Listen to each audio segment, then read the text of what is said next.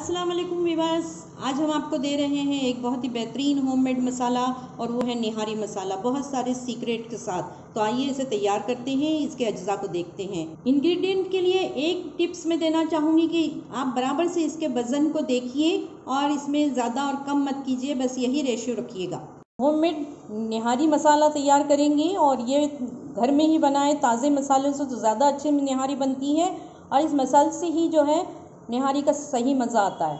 तो देखिए यहाँ पर हमने बड़ी सौंफ ली है 1.5 टेबल स्पून, कोरिएंडर लिया है 1 टेबल स्पून, यहाँ हमने काली मिर्च ली है 1 table spoon, 1 teaspoon black cumin seed जाएगा, हाफ टी स्पून लौंग है ये जो कि 7 से 8 अदद हैं, एक पीस हमने जवित्री का लिया है, एक छोटा सा हम जायफल लेंगे, बड़ी साइज़ का मत लीजिए, 6 दाने हरी इलायची के लिए हैं, 3 हमने 2 इंच के टुकड़े लिए हैं, यहाँ पर दालचीनी के स्टार एनिस यानी बादियान के फूल लिए हैं 2।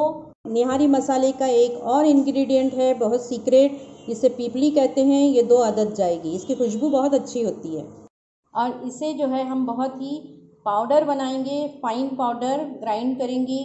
निहारी मसाले को हमने छान लिया है और अब ये जो बाकी बचा है इसको हम थोड़ा सा और ग्राइंड करेंगे।